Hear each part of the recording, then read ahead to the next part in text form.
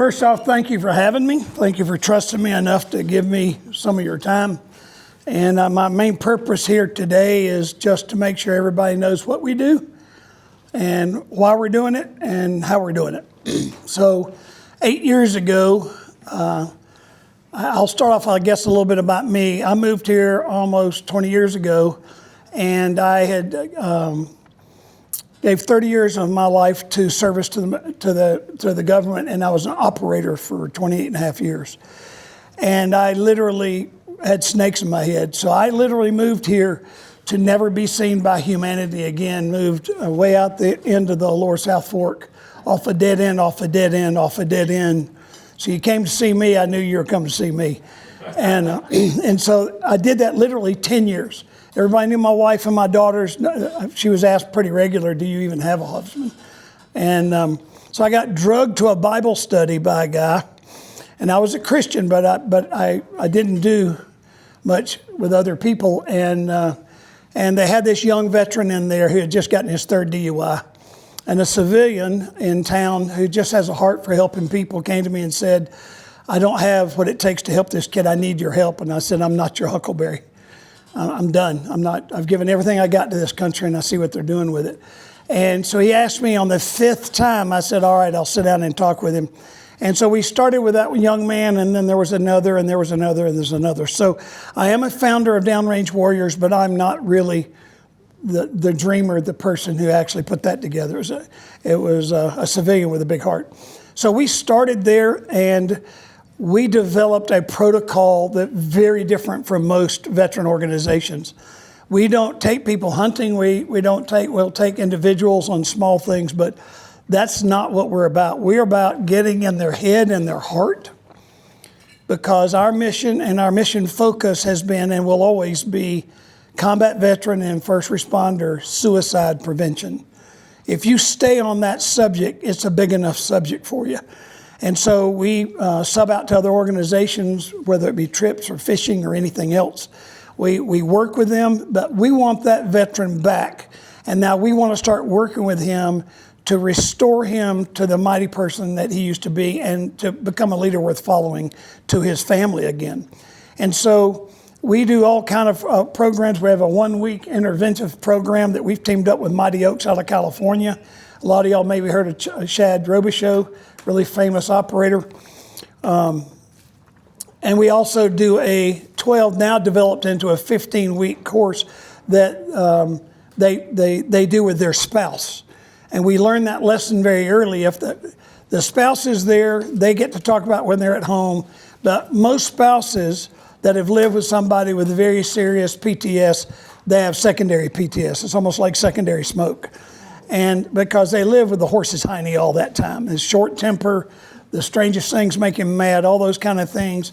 And so they have their own kind of trauma. Now, you noticed I didn't say D. We don't believe it's a disorder. I don't believe that I'm broken. I don't believe that I have a disorder. I don't think that I'm damaged goods. What we believe is you've had very normal reactions to very abnormal things you have seen and done. Very normal reaction, and it's very standardized reaction. It's a survivalistic reaction of just going into survivor mode. Recently, I have the pleasure of I'm on my second family. I ruined the first one. And my young daughter said, after all these years, my last mission was 2001, right immediately after 9/11. And she said, after all this time, a loud noise goes off. And she said, I watch you. You instantly jump. Why? And I said, sweetheart, I try my best not to embarrass you or embarrass myself. But for like a third of a second, when that loud noise goes off, I literally think I'm going to die. I literally go into this is it mode and manifest in different ways. And so I said, what we do is we work with giving veterans tools to manage that. We are not going to erase that memory. We are not going to make that trauma go away. What we're interested in doing is putting tools in your tool belt to where when those dark moments come, you know what protocol to fall back on. So here are the 2 tenets of Downrange Warriors, and we'll look at some great videos. We don't let anybody talk to somebody unless they have the credentials to be in the conversation. And I don't mean degrees. I got called in up at Sheridan, and we had a very serious combat veteran who was with a sweetheart of a counselor, a little gal about 24 years old, pretty fresh out of college. And she had a heart. She was trying to help. And she's talking with this guy, and he watched his best friend get blown up. And she said, I know exactly how you feel. When I was in high school, I watched my cat get run over. And it turned into a hostage situation. He just snapped. And because he equated what she was saying to the value of his friend and her house cat. And so you kind of have to be really careful. I've probably been threatened at least 100 times because their best defense is a good offense. We were carefully trained to do that. That's part of boot camp.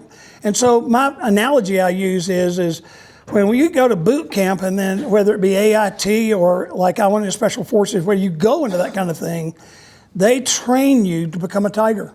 They tell you got the best equipment, the best training, you're the baddest you-know-what in the valley. And then you get out of the military and you're a raging tiger capable of going and fighting the Taliban or ISIS head-to-head, face-to-face, hand-to-hand. And then you come home as a tiger and they try to push you backwards into the house cat cage that you were when you were a kid. And that's the difficulty that we have. So what we do is we work on giving them tools to be able to do that, because the natural reaction is, I'm broken, I'm different, we tell everybody, you're not the exception. This is very, very normal stuff. And we start what we call the isolation spiral. You just start avoiding crowds. You don't go to Walmart until after, we'd all the veterans at Walmart at 2 in the morning, but now it's after 10, they fit in before 11. They just avoid crowds, but then eventually you turn to your drug of choice to help aid you in the management, and the drug of choice to most veterans is a legal drug called alcohol. You were talking about it. And they would just go to that to ease the pain. And so what we have is this liquid depressant mixed into this isolation spiral, and he stops being with family, stops talking to his wife, stops talking to his kids, eventually stops talking to his buddies, and the more isolated he is, the more in trouble he's in. I often use the analogy of a cutting horse. Y'all ever been to cutting horse competition? And the horse and the cowboy goes into the herd and he cuts the calf out of the crowd, gets the calf out of the herd, gets the calf separated, and now the horse stays between the calf and the herd. The first thing he has to do is cut the calf out of the herd. And so we believe that our adversary, the one that wants to kill and destroy, first thing he does is he cuts us out of the herd.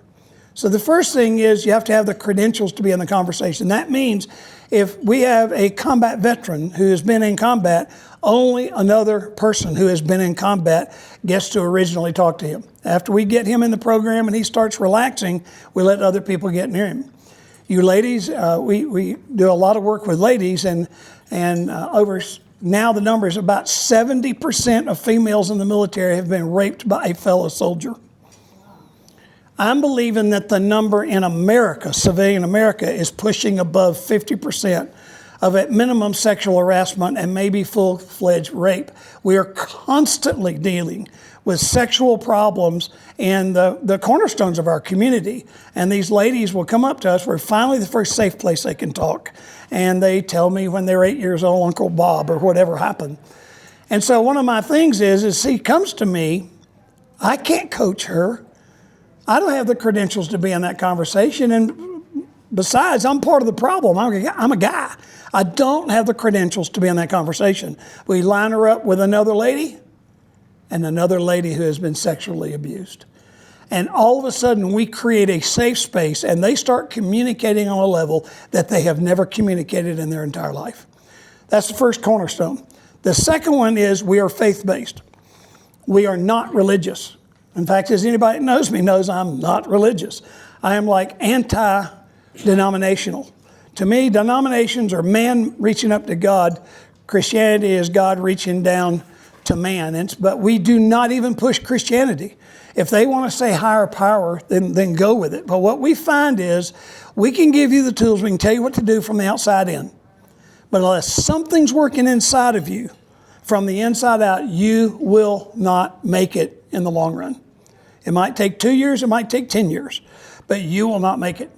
we've also learned a pattern, and that is 20 years after you get out, plus or minus 10 years, you are going to blow sky high over something amazingly unimportant, and you're going to hurt most of the people you love the most.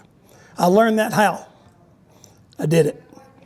Over the University of Georgia blowing a 28-point lead in the last 8 minutes of a bowl game. I'm a Georgia Tech guy, okay? But it's my adversary at the University of Georgia, and I had lived in Wyoming for 10 years, and I am screaming profanity at the television. And my wife comes over to me and says, look around you. I had one daughter crying upstairs. I had another one laying on the floor in the kitchen crying, and my wife was crying, and she said, this is no way for you to lead your family. It was a pivotal moment. And I realized that I'm the broken one. The world isn't broken. We like to blame other people.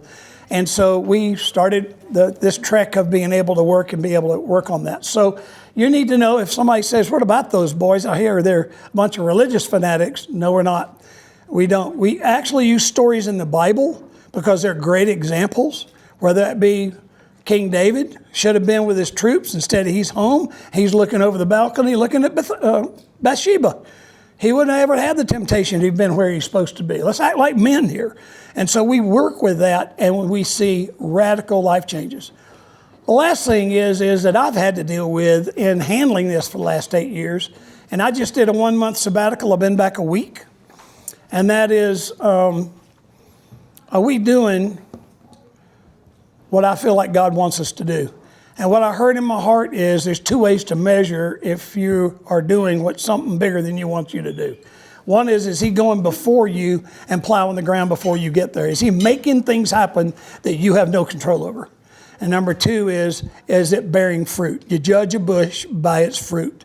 And I'm going to show a couple of videos. We're real video driven. I encourage y'all to go to our website. It's downrangewarriors.org, not com, but org. And go look at the videos. We have like 5 more in the works. The rough footage has already been done.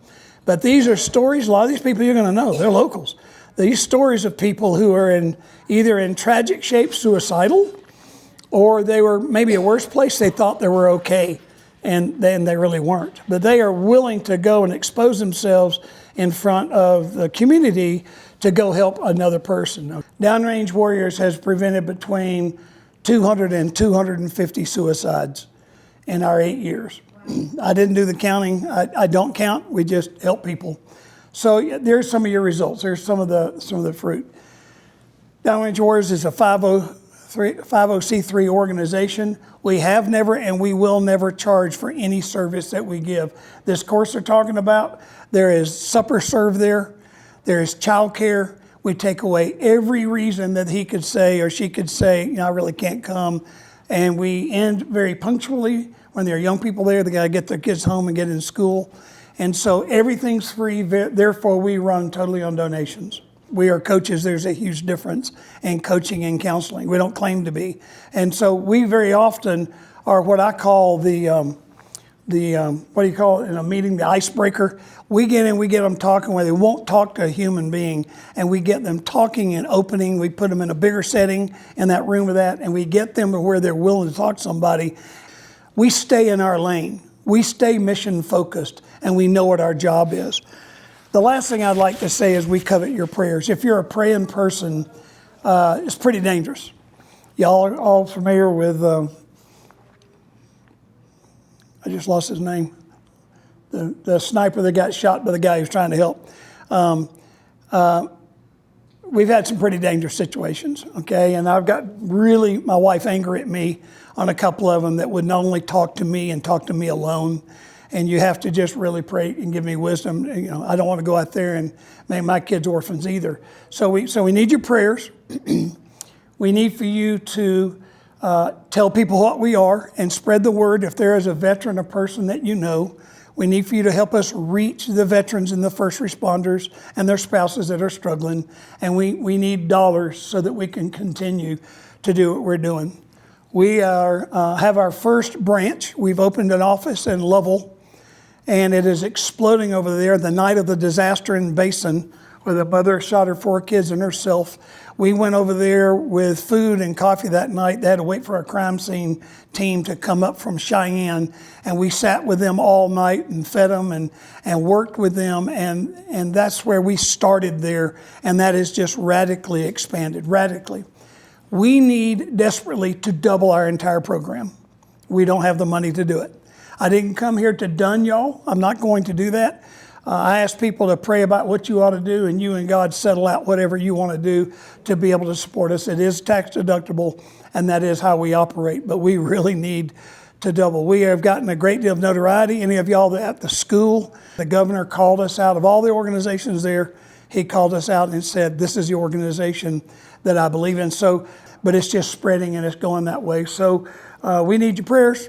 We need some dollars, and we need for you to tell other people about what we do. Here's the last thing I want to leave you ladies.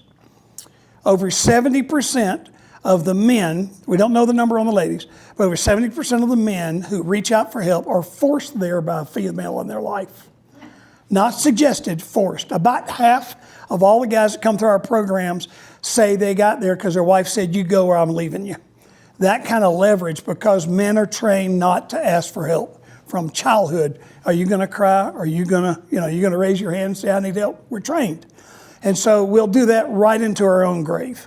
We're not the brightest creatures in the world. You girls probably already know that. So understand that you're liable to have to put pressure on somebody. And my standard thing is, I tell them I love them. Whether it's a guy or girl, do you know I love you? Do you know I love you enough to risk my relationship with you for your welfare? Okay, I can see these things in you, and you need to get help. I'll help you find it, but you need to go get help and save yourself. Okay, I have 48 and 46-year-old sons in Atlanta and 8 grandkids, and one of them hadn't talked to me in 8 years. And I'm a divorced man. Now I'm blessed enough to get a redo, and a young lady for some reason liked me, and I have a 17 and a 14-year-old here, and they're all mine. And so I got to do a redo. Most guys don't. So when you lose that family, you've lost that beautiful place in your life. So today, with other organizations like y'all, I ask you, send us your broken, send us your guys. We normally do a one-on-one. That's it. Almost all of our work is done over coffee or food. We do a one-on-one. We tell them who we are, and that's the keys to the success and being backed up by organizations like y'all. So thank you for letting me be here. I'm kind of like speed talking because I don't want to overrun our time frame here. Thank you for letting. We have a ton more videos. Go to our website. Go look at that. And I'll stay here as long as you need me to answer questions. Thank you, sir.